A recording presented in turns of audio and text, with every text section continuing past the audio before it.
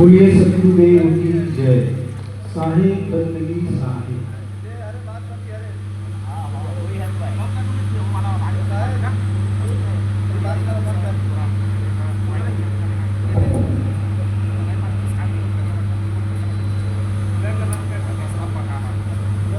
ध्यानमूलं गुरुमूर्ति पूजामूलं गुरुपदं मूलं गुरुवाक्यं मोक्षमूलं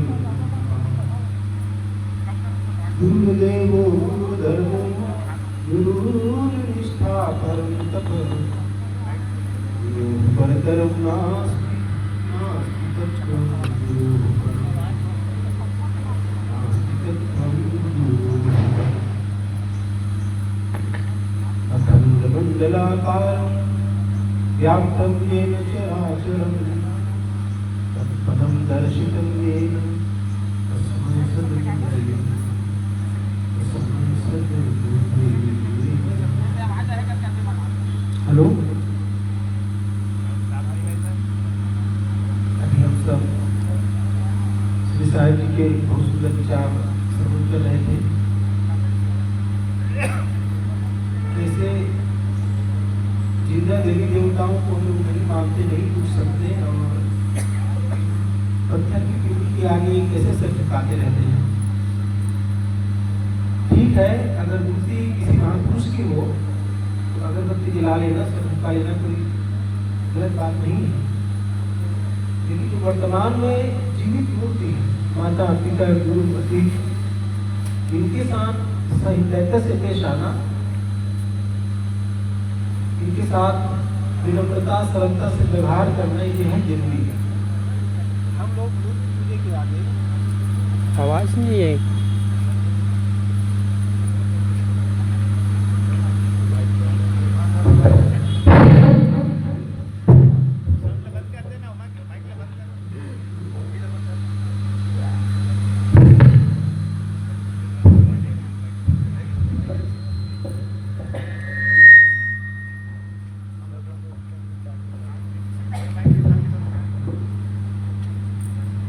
हेलो,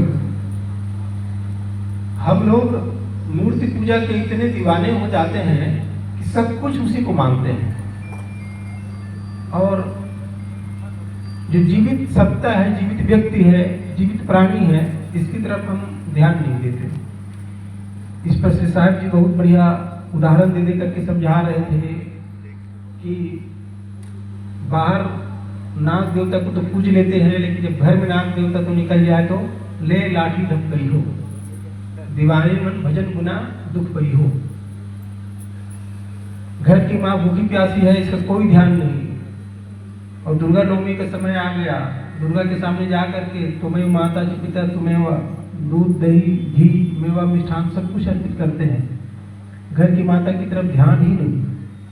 ये अच्छी बात नहीं है। जिंदा व्यक्ति का अपना एक महत्व होता है, लेकिन हम लोग भूत के पीछे इतने जाने वाले हैं। भूत के पीछे जब श्री राम जी रहे तो राम का कदर नहीं कर पाए, जीवन भर बेचारे दुखी रहे। इसीलिए जब कोई व्यक्ति अपनी राम कहानी सुनाता है ना, अपनी दुख भरी कहानी सुनाता है, तो कहते क्या तुम राम कहानी सुना रहे हो। मतलब दुख भरी कहानी का मतलब राम कहानी हो गया, राम कहानी का मतलब दुख भरी कहानी हो गया। मतलब श्री राम जी को हम लोग नहीं छोड़े, सीता जी को नहीं छोड़े, सीता जी को धरती में समाना पड़ा। लेकिन जब इनका जाना हुआ संसार से तो लाखों मंदिर बने और मंदिर के पास जाकर दीपक जला रहे हैं, अगरबत्ती घुमा रहे हैं। तो जिंदा की इतनी अवहेलना क्यों और मुर्दे की इतनी पूजा क्यों? इस पे हमको सोचना चाहिए कि नहीं। ठीक है, अगर महापुरुष है इनकी मूर्ति रखना, आदर करना दिक्कत नहीं, बढ़िया है, लेकिन जीवित मूर्ति का अनादर तो ना करें। इस पे हम सबको सोचना चाहिए नहीं सीधे से।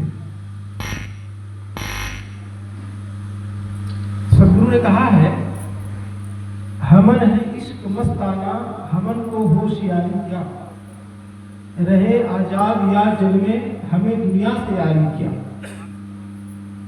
जो बिछड़े हैं प्यारे से भटकते दर बदर फिरते, हमारा यार है हम पे हमन को इंतजार किया। न पल बिछड़े पिया हमसे न हम बिछड़े प्यारे से, वो ऐसी लव लगी हरदम हमन को इंतजार किया। कबीरा इश्क का माता दूरी को दूर कर दिल से, ये चलना राह नाजुक है हमन सिर बोझ भारी किया। हमन है इश्क मस्ताना हमन को होशियारी किया। कभी साहब कहते हैं हम तो अपने आप में इतने मस्त हैं, आनंदित हैं कि हमको ऊपर देखने की जरूरत नहीं कि ऊपर को भगवान बैठा है अब वो हमें सुख देगा, वो हमें शांति देगा। ऐसा हमें ऊपर देखने की जरूरत नहीं। हम तो अपने आप में ही इतने मस्त हैं, आनंदित हैं, तृप्त हैं कि हमें उस आनंद को ढूंढने के लिए बाहर ताकना नहीं पड़ता। और संसार के लोगों को भी यही सीख देते हैं कि तुम भी अपने में मस्त होना सीखो। कब तक बाहर अपनी मस्ती घूमते रहो? धन आया तो मस्ती आ गई, पद आया तो मस्ती आ गई, किसी ने सम्मान कर दिया तो मस्ती आ गई, यश मिला बाहर से तो मस्ती आ गई। तो वो तो बाहर की मस्ती है, आप अपनी मस्ती को जाने के लिए जाने। हकीकत में जो अपने आप में मस्त रहते हैं उनको बाहर के धन संपत्ति यश पद कोई मतलब नहीं। अपने आप में ऐसे ही मैं संतुष्ट हूं, तृप्त हूं। कबीर साहब कहते थे हमन है इश्क मस्ताना, मैं तो अपने आप में मस्त हूं। जिसे बाहर में प्यार करने के लिए दो की आवश्यकता होती है, एक प्रेमी होता है दूसरा प्रेसी होता है। लेकिन कबीर साहब कहते हैं वो तो हमारे अंदर दोनों है, हमें बाहर और ढूंढने की जरूरत ही नहीं। जिस व्यक्ति को अपने आपा का बोध हो जाता है, आत्मा का ज्ञान हो जाता है, उसका भटकाव हमेशा के लिए छूट जाता है। जब तक मैं खुद को नहीं जानता ना तब तक ही बाहर भटकाव है। खुद को जाना तो भटकना बंद हो जाता है। हमारा यार है हम में हमन को इंतजारी किया। वो यार तो हमारे भीतर ही है, हमें बाहर से पाने की कामना नहीं रखता है। जो बिछुड़े हैं प्यारे से भटकते दर बदर फिरते, जो अपने आप को ऐसा मानता है कि हमारा प्रीतम कहीं अलग है, उनको तो बाहर भटकना है। लेकिन हमारा यार है हम, वो यार तो हमारे भीतर ही है। इसलिए मैं मंदिर में जाना, तीर्थों में जाना, धामों में जाना, पूजा के लिए जाना, पाठ के लिए जाना, ये आवश्यकता है। तो अपने आपा का बोध कैसे होगा, ये खास बात है। कबीर साहब ने ज्ञान तो दे दिया कि अपने भीतर लौटो, अपने आप में डूबो, अपने आप में तृप्त हो। तो तृप्ति कैसे मिलेगी, ये खास बात है। और इसी बात को हम सबको समझना है कि अपने भीतर कैसे जाएं, अपने भीतर कैसे लौटे। तो देखिए हमारे पास ना दो ढंग की इंद्रियां हैं, एक बहिर इंद्री और एक अंतर इंद्री। बहिर इंद्री में क्या क्या है? आंख, नाक, कान, जीभ और त्वचा, ये बाहर की इंद्री है। इन बाहर की इंद्रियों से हम लोग बाहर को जानते हैं। आंख से बाहर का रूप देखते हैं, कान से बाहर का शब्द सुनते हैं, नाक से बाहर का गंध, जीभ से बाहर का रस और त्वचा से बाहर की चीजों को छूते हैं, स्पर्श करते हैं। तो इन पांच बाहर की इंद्रियों से, बहिर इंद्रियों से बाहर का ज्ञान होता है। ऐसे ही प्रकृति ने हमारे भीतर अंतर इंद्रिय भी बनाया है, उससे अंदर का ज्ञान होता है। वो क्या क्या है? मन, चित्त, बुद्धि और वृत्ति। कोई भी इसको मन, चित्त, बुद्धि, अहंकार भी कहते हैं। जो कहो ना, मन, वृत्ति, चित्त, बुद्धि, ये चार अंतःकरण है, अपने भीतर को जानने का साधन है। और हम लोग इसका उपयोग बिल्कुल नहीं करते, केवल बाह्य इंद्रियों का उपयोग करते हैं। देखना, सुनना, चखना, छूना, सुनना, इतना बस होता है। लेकिन मन, चित्त, वृत्ति, बुद्धि, ये सब क्या चीज है? न इसका नाम सुनते हैं, न इसका उपयोग पता है। देखिए जैसे मुझे सुख दुख होता है, सुख दुख, किसी ने मुझे गाली दे दिया, अपमान कर दिया, मैं बहुत दुखी। तो उस दुख को आंख से देख कर जान सकता हूँ कि कान से सुनकर जानता हूँ, दुख को कि नाक से सुन हुआ, उसको मन से जानता हूँ ना। मन से जानता हूँ कि मुझे बहुत दुख है, मुझे सुख है, किसी ने सम्मान दे दिया, आदर दे दिया, यश मिला। तो भीतर से गदगद भी होता हूँ। उस गदगद को कौन जानता है? मन जानता है। ऐसे ही जब अच्छे विचार मिलते हैं, वृत्ति मतलब विचार, अच्छा विचार मिलता है, ग्रंथों के अध्ययन करता हूँ तो उससे मुझे खुशी मिलती है। कई बार ऐसा होता है कि किसी बात को लेकर के मैं बहुत दुखी हूँ, टीस है भीतर में, लेकिन एक ज्ञान का वाक्य मिल जाता है और दुख पूरा समाप्त हो जाता है एक क्षण। ऐसे भी होता है। तो विचार में शक्ति है कि नहीं? एक विचार मेरे जीवन भर के दुख को समाप्त कर देता है। इसलिए विचारों का बड़ा आदर है। तो मन से सुख दुख की अनुभूति को जानता हूँ। वृत्ति मतलब विचार का क्षेत्र है। तो वो सब भीतर जानने का साधन है। मेरे भीतर जो चल रहा है ना, मेरे भीतर जो चल रहा है, मैं सुखी हूँ, दुखी हूँ, आनंदित हूँ, टीस में हूँ, विषाद में हूँ, ये भीतर को जानने वाला कोई दूसरा तो नहीं जानेगा, मैं ही जानता हूँ। और उसको अपने भीतर जाके देखना होगा। मेरी कल्पनाशीलता में जो जो चीजें उठती रहती है वही मैं हूँ। मेरे भीतर जैसे जैसे विचार उठते रहते हैं वही मैं हूँ। जैसे अभी मैं कुछ बोल रहा हूँ, ठीक है, ये मैं नहीं। और तो कोई को भी ला के मैं बिठा देंगे, चलो बोलो, कहेंगे तो अच्छी अच्छी बातें हैं, गलत नहीं बोलेगा। तो ये मैं नहीं हूँ, ये मेरा डुप्लीकेट है। ओरिजिनल क्या होगा? जब मैं अकेले में रहूंगा और अकेले में होऊंगा, उस समय मेरे क्या विचार चलेंगे, कल्पनाएं किस ढंग की आएंगी, ख्यालात किस ढंग के आएंगे, स्मरण कैसे कैसे उठेंगे, वो मेरी हकीकत है। अभी जो अच्छा अच्छा बोल रहा हूँ ये मेरी हकीकत नहीं है। अकेले होऊंगा और उस समय जो मेरे विचार चलते हैं ना, जो कल्पनाएं आती है, वो मेरी हकीकत है। और इसको देखना हर व्यक्ति को आवश्यक है। जो भी धार्मिक साधक है, आध्यात्मिक साधक है, उनको अपने भीतर जा करके अपने को भी देखना होगा कि मेरे भीतर कैसे विचार उठते हैं, कैसे कल्पनाएं आती है। अगर अच्छी विचार, अच्छी कल्पनाएं हैं, हाँ, तब मेरी दिशा सही है। और बुरे स्वप्न, बुरे ख्यालात, बुरे कल्पनाएं, वो समझो वही मेरी हकीकत है। तो उसको सुधारने की जरूरत है। तो एक बहिर इंद्रिय, दूसरा अंतर इंद्रिय। तो बहिर इंद्रिय को तो सब जानते हैं, उपयोग करते हैं, लेकिन अंतर इंद्रिय का उपयोग नहीं करते।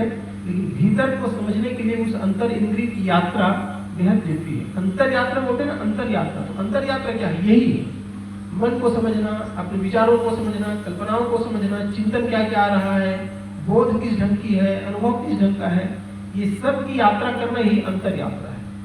और इस तरफ सबको जाना होता है। बुद्ध जब अंतर यात्रा में गए तभी बुद्धत्व को पाए। महावीर अपनी अंतर यात्रा में गए तब अपने भीतर को समझ पाए। हम लोग अपने भीतर को ही तो नहीं समझते ना, मैं कौन हूँ, कैसा हूँ, इसी को नहीं समझते। बस बाहर बाहर बाहर बाहर देखना, सुनना, भोगना, रात में चढ़ाई करना, बस बाहर में ही डूबे रहते हैं। अपने तरफ डूबने का कभी ना अवकाश है हमको, ना कभी ख्याल आता है। तो अपनी तरफ भी थोड़ा सा डूबे। एक बार की बात है, बुद्ध के जमाने की बात है। एक सेठ था, काशी में सत्संग हो रहा था बुद्ध जी का। तो एक सेठ आता था सत्संग में और बुद्ध के उपदेशों से बहुत प्रभावित हुआ। तो एक दिन अकेले में गया बैठने के लिए बुद्ध के पास और कहा कि भगवान, मैं बहुत दुखी आदमी हूँ, भले बाहर से धन दौलत मेरे पास है, लेकिन भीतर से बहुत दुखी रहता हूँ। तो आप तो महापुरुष हैं, आप तो परमात्मा स्वरूप हैं, आप ऐसा हाथ रख दें मेरे सर पे और मेरा सारा दुख दूर हो जाए और मैं परम कृतार्थ हो जाऊं, परम शांत हो जाऊं। तो बुद्ध ने कहा कि देखो भाई, ऐसा नहीं होता कि हाथ फेरो और सब कुछ ठीक हो जाए, ऐसा नहीं होता। सबका एक सिस्टम होता है। तो सुखी होने का भी एक क्रम है, सिस्टम है। उस सिस्टम में जाओ तभी सुखी हो पाओ। उसने कहा नहीं भगवान, और मैं इधर उधर की बात तो नहीं जानता, लेकिन इतना तय है कि आप महापुरुष हैं, भगवान हैं, और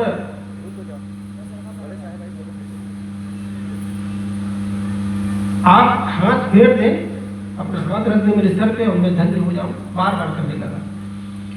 तो बुद्ध ने कहा अच्छा ये बताओ आप कौन हैं? उसने कहा मैं सेठ हूँ। कहाँ रहते हैं? यहीं रहता हूँ। अच्छा, तो यहाँ आप शुरू से रह रहे हैं कि कहीं बाहर से आए हैं? तो उसने कहा नहीं भगवान, मैं तो मगध का हूँ, बिहार से आया हूँ, लेकिन यहाँ रहते रहते मुझे काफी दिन हो गया और मेरा व्यापार अच्छा चल रहा है, तो यहीं का वासिंदा हो गया। अच्छा, तब तो आपके परिवार वहाँ रहते होंगे, आपके काका बाबा सब? हाँ हाँ, मेरे काका और परिवार के लोग सब मगध में ही रहते हैं। तो कभी कभी वहाँ जाते भी होंगे? हाँ हाँ, साल में 1-2 बार चला ही जाता हूँ। तो अगर आपको 30 साल यहाँ रहते हो गए तब तो 60 बार चले गए होंगे। हाँ हाँ, 60 बार बिल्कुल चला गए होंगे। अच्छा, और कई लोग बोलते होंगे कि हमें मगध देखना है तो अपने साथ ले भी जाते होंगे। हाँ, बहुत लोगों को ले गए हो, यहीं से मेरे साथ जाते हैं, घूम फिर के आ जाते हैं। अच्छा, तो एक बात बताओ कि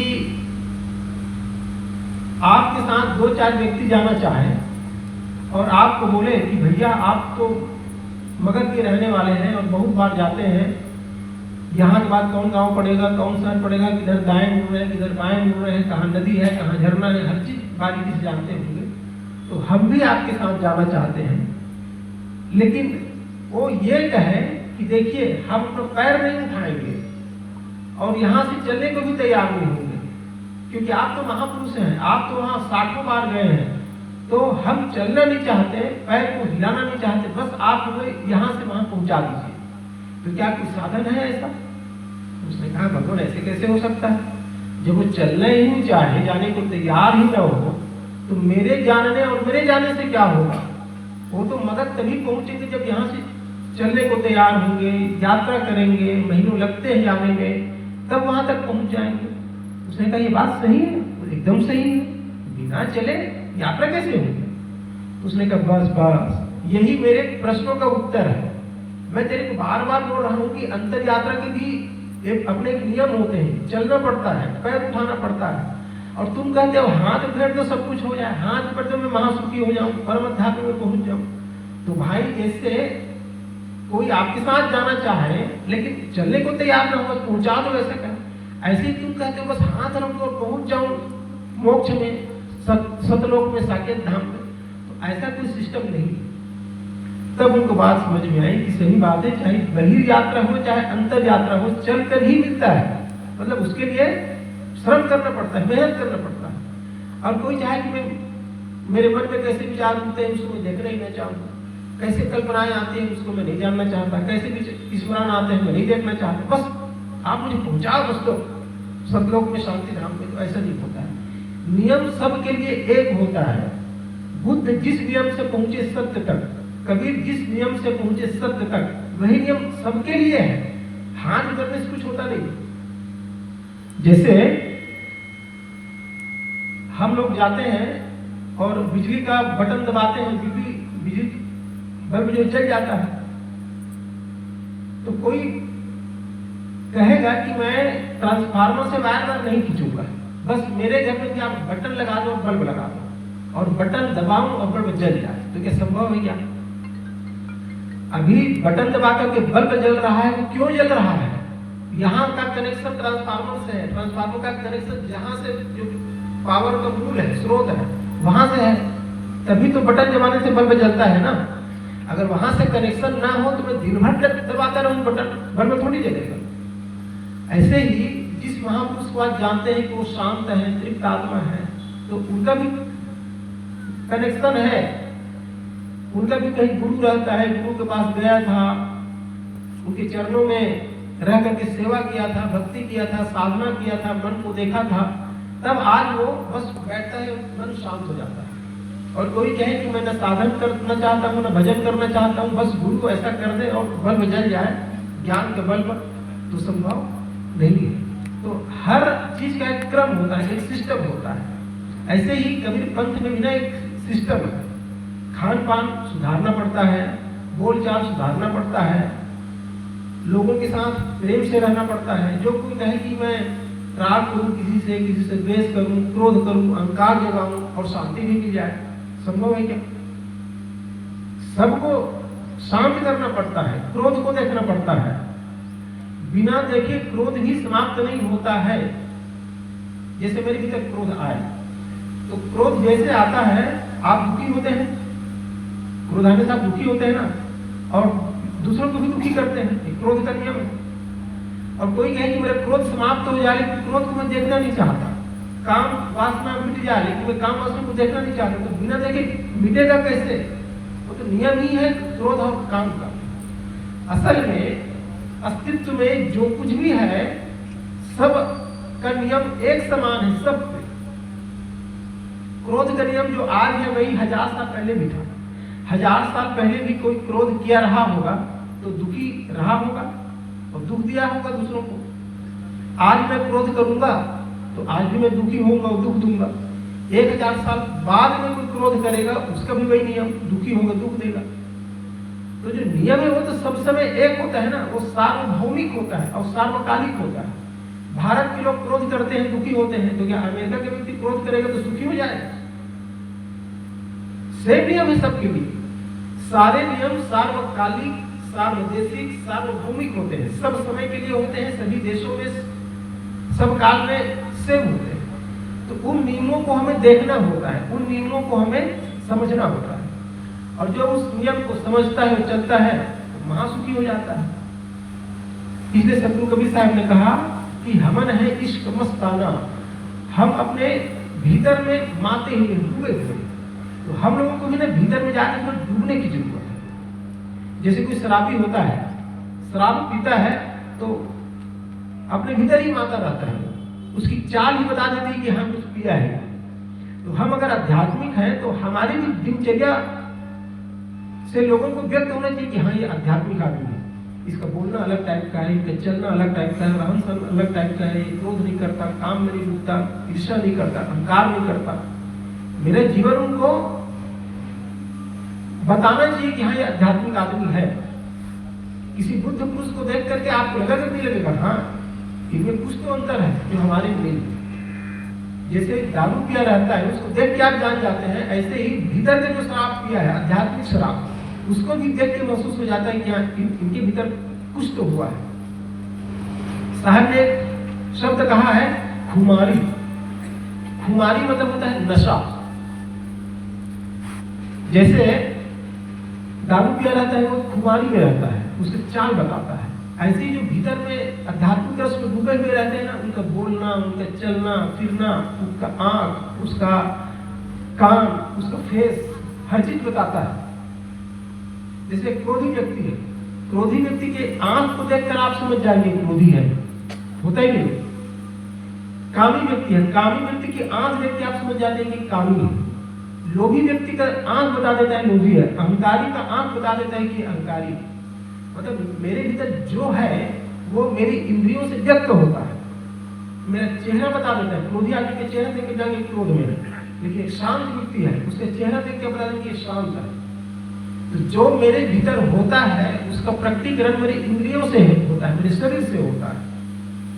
एक कमरे में बत्ती जल रही है, लाइट जल रही है, तो उसकी खिड़की से, झरोखों से कुछ न कुछ प्रकाश आएगा कि नहीं, तो उसका प्रकाश बता देगा कि अंदर बल्ब जल रहा है। ऐसे ही मेरे भीतर का बल्ब जला है, शांति जली है, आनंद बढ़ा है, तो मेरी इंद्रियों से वो व्यक्त होना चालू हो जाएगा। चलने का ढंग, खाने का ढंग, हर चीज होशपूर्ण होगा। एक अज्ञानी व्यक्ति का चाल और एक ज्ञानी व्यक्ति का चाल, वो देख के पता चल जाएगा कि ये ज्ञानी है, अज्ञानी। एक बार भगवान बुद्ध बैठे थे तो दो व्यक्ति को बोले कि यहाँ कुछ लोग आने वाले हैं, जल्दी से जाओ और दरी बिछा के, मतलब दरी बिछा दो उनके बैठने के लिए जगह। तो दो व्यक्ति उठे, भीतर गए, दरी लाए और बिछाए। तो उन दोनों के कृत्यों को देख करके बुद्ध ने कहा इनमें से एक आदमी बुद्धत्व को पा लिया है, ज्ञान को पा लिया है, और दूसरा महा अज्ञान में। एक व्यक्ति ने कहा घटना तो बिल्कुल सेम, दोनों गए, दरी उठाए, लाए, बिछाए, लेकिन आप कैसे अंदर महसूस कर लिए कि एक ज्ञानी एक अज्ञानी? उसने कहा अरे वो देखना पड़ता है। जैसे मैं कहा दो व्यक्ति उठा, लेकिन एक के उठने में शांति थी, उसके चलने में सहजता थी, भाव उनका शांत था, विचार शांत था। और दूसरे व्यक्ति उठा लेकिन उसका भाव दूषित था। कैसे बेवकूफ लोग हैं, जब आने वाले हैं तो पहले बिछा के रखना चाहिए था। ऐसे उनके अंदर भाव में चेंजेस आ गया, दरी को उठाया, उठाने में भी सहजता नहीं थी, हिंसा का भाव था। ऐसा झटकाते हुए उठाया, बिछा रहा था तो उसके चाल बता रहा था, उसका हाथ में खींचने का ढंग बता रहा था, मतलब उनके हर कृत्यों से हिंसा टपक रही थी। और दूसरा जो व्यक्ति था वो सहजता में था, शांत भाव से गया, उनके चलना शांत था, दरी को उठाना शांत भाव से था, बिछाना शांत भाव से था। तो उनके कृत्य ही बता देता है कि कौन शांत है और कौन उत्तेजना में है, उत्तेजित है। तो बुद्ध ने कहा अगर भीतर में मेरा कुछ हुआ है तो भीतर जो है वही तो बाहर से प्रकट होता है। भीतर अगर क्रोध में हूं तो मेरे आंख बताएगा, मेरा चेहरा बताएगा, मेरा कान बताएगा, मेरा हाथ बताएगा। इसलिए भीतर को सही करने की जरूरत है। भीतर सही होता है तो ऊपर तो अपने आप सही होगा ना। भाव परिवर्तन ही मुख्य परिवर्तन है। कृत्यों को परिवर्तन नहीं करना है, भाव का परिवर्तन करना है। भाव जगत अगर शुद्ध होता है बाहर तो अपने आप शुद्ध होता है। मुख्य भाव है, मुख्य भीतर की चेतना है। तो भीतर की चेतना में परिष्कार हो तो बाहर कृत्य तो अपने आप सुधरता है। तो मैं कह रहा था खुमारी शब्द कब से हमने कहा, खुमारी मतलब नशा। जैसे एक बाहर का शराबी होता है, वो कुछ ज्यादा ही पी लिया है तो उसके चाल ढाल बेहोशी पूर्ण रहता है। पैर जहां रखेगा वहां न रखे कहीं और जाएगा, बोलेगा कुछ निकलेगा कुछ, उससे आप समझ जाते हैं कि नशा में है। ऐसी एक आध्यात्मिक नशा होता है। और खुमारी का अर्थ यह होता है कि कुछ कुछ बेहोशी सा भी है और कुछ कुछ होश सा भी है। ये खुमारी का मतलब होता है। मतलब ज्ञानी व्यक्ति का खुमारी ऐसा है कि उनकी चाल में एक मस्तानगी होती है, भीतर पूरा होश है। जो ज्ञानी व्यक्ति है ना उसका भीतर पूरा होश है, लेकिन उसके चाल में इतनी मस्तानगी होती है कि डोल रहे हैं, चल रहे हैं, मस्त ऐसा हंसन की गति, हंस ही जाने क्या जाने कोई कार नहीं, ऐसा उनकी एक मस्तानगी भी है। तो कबीर साहब कहते हैं कि भीतर तो पूरा होश में है, लेकिन भीतर के ज्ञान में डूबे हुए हैं कि एक चाल मस्तानगी वाला है। उसी को कबीर साहब ने कहा कुमारी। और पियत प्याला प्रेम सुधारस मत वाले सतसंगी अर्धे उर्धे भाटी मोकुन लेत कसारस गारी, एक लंबा है पद। उसी में कहा है कि संतो मते मात चंद्रंगी, ज्ञानी भी ज्ञान के नशा में माते रहते हैं। अब वो नशा ऐसा होता है कि बाहर तो पूरा मदहोशी है, एक मतवाली है बाहर में, लेकिन भीतर पूरा शांत है। जैसे सागर होता है ना, सागर के बाहर में चंचलता देखेंगे, हा हा हा करके लहर उठती रहती सागर में, आप देखेंगे सागर, लेकिन भीतर में एकदम शांत रहता है। क्योंकि अथाह गहरा है ना, तो भीतर में एकदम शांति है, लेकिन बाहर में खूब लहर है, खूब लहर है, तरंग के ऊपर तरंग, तरंग के ऊपर तरंग। ऐसे ही जो भीतर को पाए हुए व्यक्ति होते हैं, ज्ञानी व्यक्ति भीतर से शांत तृप्त, लेकिन बाहर में मदहोशी रहती है, मतवाली रहती है। और इसी का नाम साहब ने खुमारी कहा। तो ज्ञानी व्यक्ति की खुमारी को देख के हमको पता चलना चाहिए कि हाँ ये व्यक्ति के भीतर कुछ अंदर हुआ है। हमन है इश्क मस्ताना, हम अपने आप में माते हुए मस्त हैं। हमन को होशियारी किया, हमें भी बाहर चालाकी करने की जरूरत नहीं है। चालाकी कौन करता है? जो भीतर में मस्त नहीं है, जो भीतर में तृप्त नहीं है, वही चालाकी करता है। और भीतर में मस्त है, उसको चालाकी की क्या जरूरत है? चालाक करने वाले को 2-4 पैसे कुछ मिल जाए, लेकिन अपने आप को तो खो देता है ना। कई लोग होते हैं दूसरों को ठगते रहते हैं, छलते रहते हैं, धोखा देते हैं, और धोखा देकर क्या मिल जाएगा? 2-4 पैसे ही मिल जाएगा, लेकिन अपने आप को तो खो दिए। आत्मा का पाना सबसे बड़ा पाना है, धन दौलत का पाना बड़ा पाना नहीं है। और आत्मा को खो दिए तो सब कुछ खो दिए। कबीर आप ठगाइए और न ठगिए कोई, आप ठगा सुख उपजे और ठगे दुख होए। कबीर साहब कहते हैं आप ठगा जाओ कोई बात नहीं, 2-4 रुपये पैसे की ही हानि होगी खुद ठगाने से, लेकिन अगर आप दूसरों को ठगते हो, आप ठगा सुख उपजे और ठगे दुख होए, लेकिन और को ठगते हो ना तो तुम्हारी तो आध्यात्मिक हानि हो जाती है, तुम पूरा पतित हो जाते हो। इसलिए कभी ठगा जाओ कोई बात नहीं, लेकिन दूसरों को मत ठगो, क्योंकि दूसरों को ठगते हो तो तुम आध्यात्मिक रूप से पतित हो जाते हैं, आध्यात्मिक रूप से गिर जाते हैं।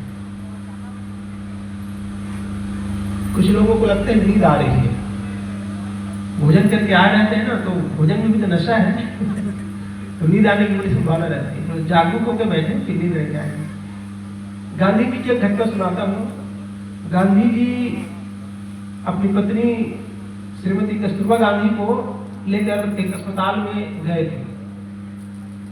उनका स्वास्थ्य खराब हो गया था, तो डॉक्टर ने सुझाव दिया कि गांधी जी आपकी पत्नी बहुत कमजोर हो गई है, एकदम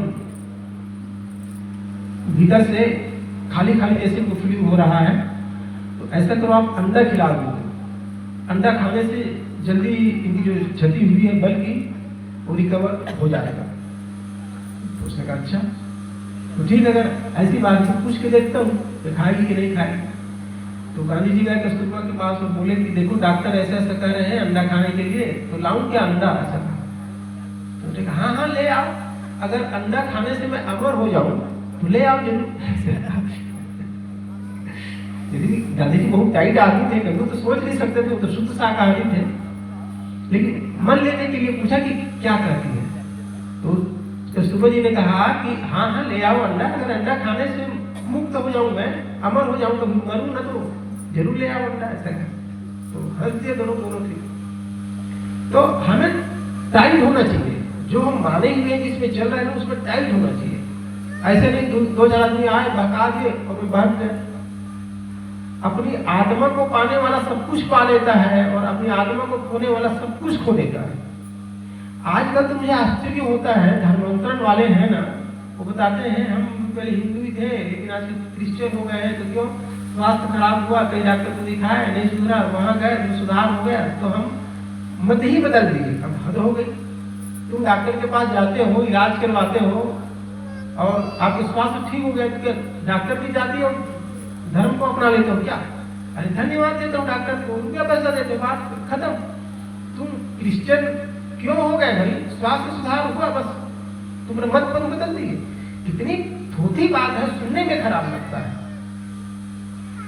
कोई मुसलमान को बोलो कि आपके स्वास्थ्य में सुधार कर देता हूं, तुम हमारे वहां जाओ, भूल के नहीं आ सकता, वो ईसाई तक नहीं आ सकता। अरे हिंदू इतने कमजोर है धर्म के मामले में, हर गांव में 2 4 5 10 मिल जाएगी, हर गांव में। कभी ट्रेन में आते रहते हैं, बस में आते रहते हैं, बातचीत होती, बड़ा आश्चर्य होता है। मुझे उस जमाने का ख्याल आता है जब औरंगजेब का शासन था और सिख गुरुओं को बोलता था कि धर्म बदल लो, अगर धर्म बदल दोगे तो आपको संपत्ति देंगे, राज्य दे देंगे, हमारी बेटी से शादी करा देंगे, अगर नहीं मानोगे तो खैर नहीं। तो बोलते थे सिख गुरु संभव ही नहीं है, तो फालतू बात मत करो। तो आरे से चीर देते थे, ऐसा आरे से पूरा ठाड़ दो टुकड़ा कर देते थे, लेकिन वो स्वीकार नहीं सकते थे कि मैं हिंदू को छोड़ करके इस्लाम स्वीकार कर लूं। इतना टाइम चीर देते थे, चिराना पसंद, लेकिन धर्मांतरण उसको स्वीकार नहीं होता था। कईयों को गर्म पानी में सब फेंक देते थे, खौलते पानी में, किसी को खौलते तेल में डाल देते थे, लेकिन इतने महान पुरुष कहते थे एक शरीर ही तो जाएगा, ज्यादा तो नहीं जाएगा। लेकिन अगर मैं धर्मांतर के चक्कर में अपने को खो दूं, आत्मा ही खो दिया, तो क्या बचा फिर मेरे पास? तो ऐसे शरीर तो 10 शरीर भी जाए तो भी कोई हर्ज नहीं, ऐसा टाइम होते थे। और आजकल भी सुनता हूँ तो धर्म के लोग में, स्वास्थ्य के लोग में तो धर्म बदल देते हो। सबको सावधान होना चाहिए। कबीर साहब का धर्म, हमारा हिंदू धर्म इतना महान धर्म है, हिंदू जितना उदार, जितना हिंदू धर्म जैसा हाईएस्ट धर्म आपको कहीं देखने को नहीं मिलेगा। इस्लाम तो एक समाज है, धर्म टाइप के नहीं है। वहां जहां इतनी भयंकर हिंसा हो, हमारे मत के हिसाब से चले वो सही, हमारे मत को नहीं मानते उसको काट दो, मार दो, उनको मारने से जहन्नुम में जाता है, स्वर्ग में जाता है, भीष्ट में। जहां केवल मार काट हो, हिंसा हत्या हो, धर्म का है कभी मनुष्य मात्र ही पर अनुग्रह ईसाई औरों को वे कहते कसाई, दया केवल इंसानों पे होना चाहिए, बाकी सारे जीव तो खाने पीने के लिए है। जहां दया नाम की चीज नहीं, जहां क्षमा नाम की चीज नहीं, वहां धर्म का क्या है? और धर्म के मूल में तो दया है ना, दया धर्म का मूल है और पाप मूल अभिमान। तुलसी दया न छाड़िए जब लग घट में प्राण। हिंदू धर्म में क्या है, कोई भी धर्म मानता हो, सब दया की बात करते हैं, क्षमा की बात करते हैं, प्रेम की बात, शांति की बात, सर्वे भवन्तु सुखिनः, सब सुखी रहे। केवल हिंदू सुखी रहे या क्रिश्चियन सुखी रहे ऐसा नहीं, सर्वे भवन्तु सुखिनः, सब सुखी रहे। जहाँ सार्वभौमिक बात होता है, सार्वकालिक बात होता है, वो धर्म होता है ना। और घेराबंदी बनाकर जो चलता है और हमारे में आएंगे उसी का कल्याण होगा, बाकी तो नर्क में जाएंगे, दोजख में जाएंगे, धर्म का है का हुआ। तो हमें अपनी आत्मा को बचा करके रखना है। लोग में आकर के धर्मांतरण करना ये तो बिल्कुल दो कौड़ी की बात होती है। इसलिए हम सबको इन छोटी छोटी बातों पे ध्यान देना चाहिए। हमन है इश्क मस्ताना, हम अपने आप में इतने माते हुए हैं कि हमन को होशियारी क्या, हमारे जीवन में चालाकी की कोई आवश्यकता चले, और रहे आजाद या जग में हमें दुनिया से यारी क्या, हम आजाद होकर के रहे, अपने आप को कहीं बांधे ना। कई लोग होते हैं छोटी छोटी चीजों में अपने आप को बांधे रहते हैं, कोई चाय में अपने आप को बांध दिए, कोई बीड़ी में बांध दिए, कोई सिगरेट में बांध दिए। इतना अच्छा जीवन मिला कहा बांध देते हो भाई, एक दिन चाय मिला एकदम भाई आपकी चाय में क्या हूँ वैसा वैसा, बांधो ना अपने आप को, फ्री टाइम करो। हमारे संत जन है अधिकतर लोग तो चाय ही नहीं पीते, अभी लोग कहीं भी जाते हैं वही का अन्न खा करके मस्त हो जाते हैं। गेहूं मिला तो गेहूं ही खा लिया, मक्का मिला तो मक्का ही रोटी खा लिया, बाजरा तो बाजरा खा लिया, इधर आया तो चावल मिले तो चावल खा लिया। कोई ये हट नहीं कि यही मिले तब मैं खाऊंगा, ये न मिले तो तुम परेशान हो जाऊंगा।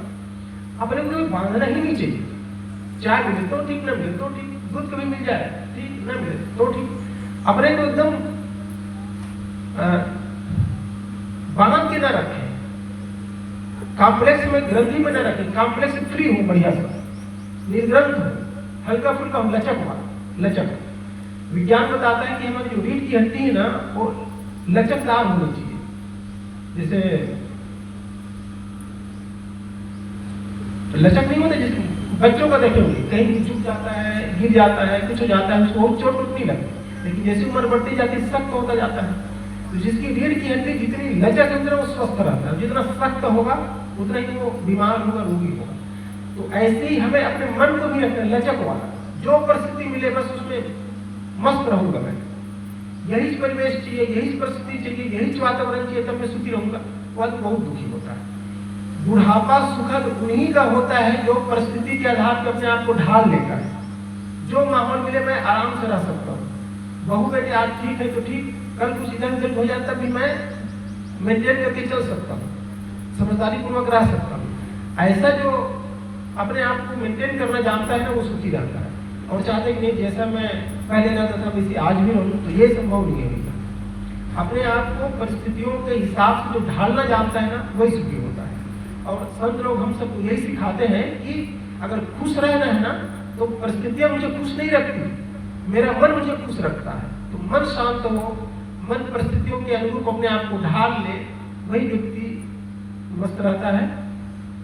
कबीर साहब एक महान संत थे और चाहते थे कि जैसे मैं सुखी हूं ना वैसे समस्त संसार के लोग सुखी हो, और बिना ज्ञान के कोई सुखी नहीं हो सकता। इसलिए हर व्यक्ति को ज्ञानी होना है, शरीर को स्वस्थ रखना है, ये मेरी जिम्मेदारी है।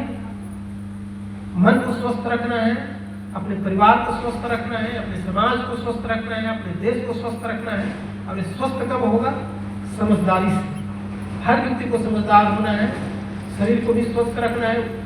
उल्टा सीधा खाएंगे और न दिन का ख्याल रहेगा न रात का ख्याल रहेगा, कब खाना है, किस ढंग का खाना है, तेल किस मात्रा में लेना है, किस मात्रा में नहीं लेना है, इसका अगर होश वास नहीं रहेगा तो बीमारी तो आना ही है। आजकल 20 साल 30 साल के बच्चे को हार्ट का प्रॉब्लम है, किडनी का प्रॉब्लम है। तो सब पे समझ चाहिए, खाने पे समझ, बोलने पे समझ, जीने पे, उठने पे, बैठने पे। जो समझ को लेके चलता है ना, फहम पर फहम करेगा, सो फहम है मेरी। जो समझदारी पे समझदारी करके चलता है वही व्यक्ति सुखी होता है। तो कबीर साहब का ये संदेश, हमन है इसक मस्ताना, हमन को होशियारी क्या, हम तो अपने आप में मस्त हैं। तो सबको ना अपने आप में मस्त रहने की कला होनी चाहिए, अपने आप में डूबे, अपने आप में तृप्त रहे, मस्त रहे। यही जीवन का सार है और यही सदगुरु का संदेश है। उनके संदेशों के हिसाब से हम सब जिए और मस्त रहे। इन्हीं शुभकामनाओं के साथ अपनी वाणी पे विराम देता हूँ। बोलिए सदगुरु देव की जय। साहेब बंदगी साहेब। बहुत ही सुंदर मस्ती की बात हमारे साहेब जी बतला रहे थे। मस्त न हो मस्ती में और आगे लगे, कोई बस्ती में आगे मत लगे भैया। अगर आगे लगाना है तो हृदय रूपी बस्ती में आगे लगाओ, जहाँ काम क्रोध लोभ मोह है वो सब जल जाए। बहुत सुंदर विचार श्रवण कर रहे थे। कोई सुरा में मस्त है, कोई सुंदरी में मस्त है, कोई बिरले विवेकी है जो अपने आप में मस्त है। अपने आप में मस्त होने की कला चाहिए। पर में हम मस्ती मानते हैं, परंतु पर तो छूटने वाला है। जितना हम मस्त रहना चाहते हैं उतना हमको रोना पड़ता है। हर आदमी को खुशी की जरूरत है, 1 घंटा की खुशी चाहिए तो झपकी ले लीजिए, गहरे नींद में पहुंच जाइए। जब हमारा चित्त संसार से अलग हो जाता है तो असली खुशी है, असली मस्ती है। 1 घंटा की खुशी चाहिए तो झपकी ले लीजिए। 1 दिन के लिए खुशी चाहिए तो पिकनिक मनाने चले जाइए। 1 महीना की खुशी चाहिए तो आज ही शादी कर लीजिए।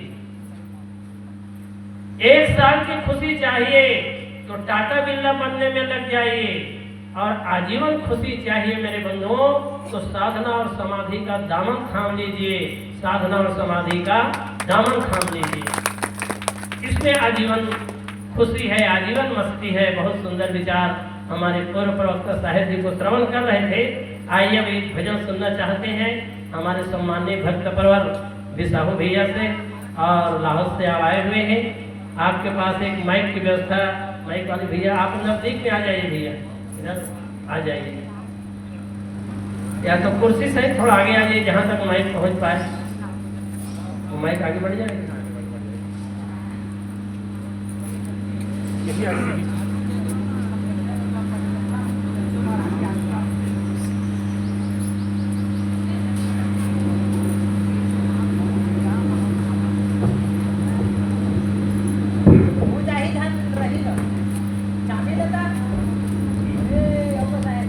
बोलिए सदगुरुदेव की जय।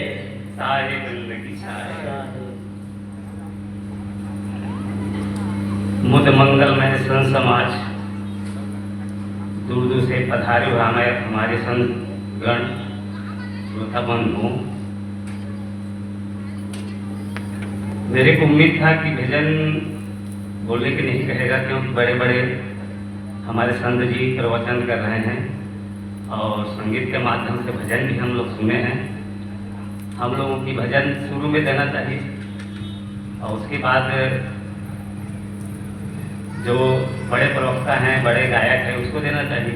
लेकिन साहिब का आज्ञानुसार पालनार्थ है तो कुछ 1 मिनट भैया से निवेदन है। हमारे गुरु जी मंचासीन हो रहे हैं, आप सब खड़े हो जाइए। बहुत देर से बैठे हैं, थोड़ा घुटना को भी, घुटना में जो कुछ प्रॉब्लम है दूर हो जाए और थोड़ा आगे बढ़ने के लिए प्रयास करें। हमारे भाई लोग बीच में जगह न छोड़े, माताएं तो बहुत व्यवस्थित है। स्वागत है कई बार, आपका स्वागत है कई बार। दूर देश से आप पधारे, दूर देश से आप पधारे, सही सही कष्ट अपार।